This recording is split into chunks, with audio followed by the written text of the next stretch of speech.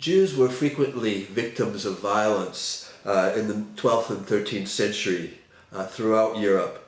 A few prominent examples from England in 1189 to 90, in the wake of King Richard I's coronation and his departure on crusade. Hundreds of Jews were murdered in towns across the country, in particular in London and York.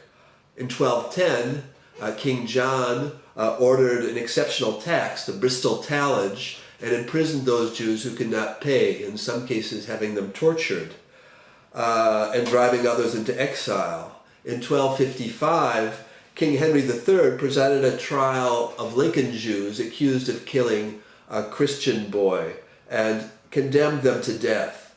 In 1264-1265, rebels against King Henry massacred Jews in London. There seems to be a large consensus that the situation of Jews over the course of the Middle Ages becomes increasingly precarious throughout Europe. This in spite of the salutary work of the anti-lachrymose school, Salo-Baron and others in his wake, such as Robert Chazen, Jonathan Ilukin, and Elishiva Baumgarten. Historians disagree as to when was the tipping point in this move towards increasing anti-Judaism. For Bernard Blumenkranz, it was the First Crusade. For Jeremy Cohen, it was the preaching of Franciscan and Dominican friars in the 13th century.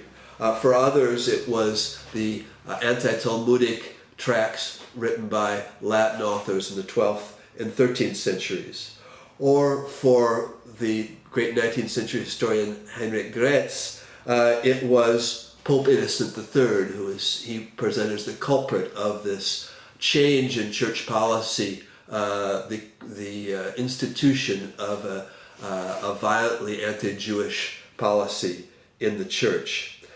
This rising anti-Judaism takes various forms: accusations of ritual murder or host desecration, increasing social and economic restrictions, excessive and arbitrary taxation, massacre, and expulsions. Why does this happen? There are various explanations by various historians. Some try to explain it in terms of class. Popular anti-Semitism of the masses would break loose or break out at certain occasions despite the best attempts of the elite, the kings, the bishops, etc., popes, to try to control and limit this violence. Or on the contrary, some authors say it's rather the elite that provoked this violence, that the people on the contrary were inclined to fraternizing and to tolerance, and this tolerant attitude was seen as dangerous by clerical elite.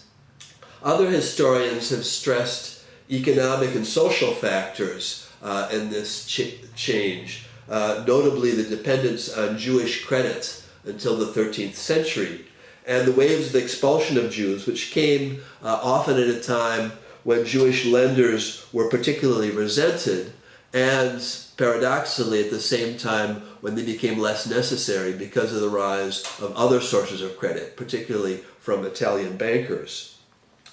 Other historians still have put the accent on changes within Latin Christianity, in particular as we move from a figure of Christ as a distant, powerful Pantocrator to Jesus as suffering man who dies on the cross.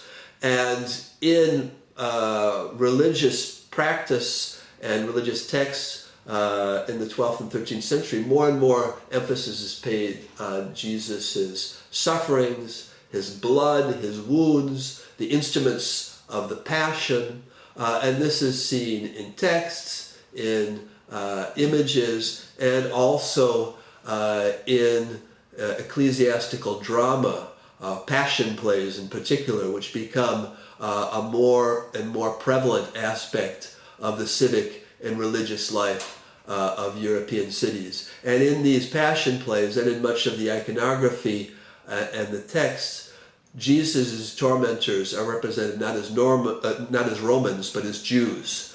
So this also, no doubt, contributes to anti-Jewish prejudice. The historian Robert Moore describes what he calls a formation of a persecuting society beginning in 12th century Europe. A clerical elite schooled in Bologna, Paris, and other emerging intellectual centers across Europe defined a strict new orthodoxy that justified and fortified their own increasing power over European society. This involved marginalizing those who could not or would not conform to that orthodoxy: heretics, homosexuals, prostitutes, and Jews. And for Moore, these clerics saw Jews as particularly dangerous because Jews in the 12th century were the only other group in society that had a level of education comparable to their own. Hence, the repeated and shrill insistence on the part of popes, bishops, and church councils that Jews must not hold public office and that they must be separated from the society of Christians. Now, there's no doubt some truth in each of these explanations. Yet if we look at how many medieval Christian writers portrayed Jews and their relationship to Christians, it's Jewish violence, imagined Jewish violence, that's a threat to the proper order of Christian society.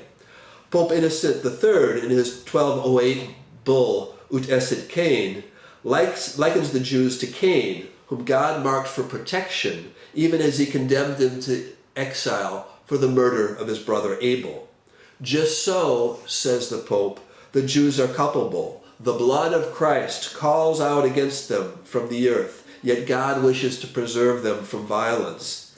Yet Innocent makes it clear that this protection is dependent on the Jews humbly accepting their subservient role in Christian society. Instances of the Jews' insolence, says Innocent, refusing to wear distinctive garb, employing Christian servants in their homes, fraternizing with Christians, practicing excessive usury, mocking Christian rites. Any and all of these could, he warns, cause the removal of the church's protection. If we look at a couple examples from 13th century England, where Jews were, from the reign of King John, the King's Jews, a status that indicated that they were dependent directly on the crown and free of lesser jurisdictions, that they were protected by the king, but also the king had power over them to, among other things, impose tallages or exceptional taxes. Some English Christians, in particular churchmen and disgruntled barons, saw the king's Jews as a threat to the proper ordering of Christian society. Imagined violence by Jews against Christians is emblematic in the threat supposedly posed by Jews to society. The king's Jews enjoyed royal protection. They were subjected to arbitrary royal taxation, and when there were rebellions against the king, they became easy targets. During the Baroni Revolt, led by Simon of Montfort between 1263 and 1265, many of the barons, some of them heavily indebted to Jewish lenders, attacked the Jewish communities, particularly in London, where many of the Jews were massacred. Records concerning the debts of these barons were burned, and booty was obtained. Jews were massacred in many towns throughout England by rebels in 1264. Association with the king was clearly a double-edged sword, as in times of rebellions, Jews had no effective protector and became clear and visible targets. Henry's son, the future Edward I, succeeded in quelling the Baroni Revolt and killing Simon de Montfort. Those Jews who had survived had their property and rights restored to them, yet Edward would impose harsher measures on them, notably prohibiting them from loaning money on interest, and eventually would pronounce their expulsion in 1290.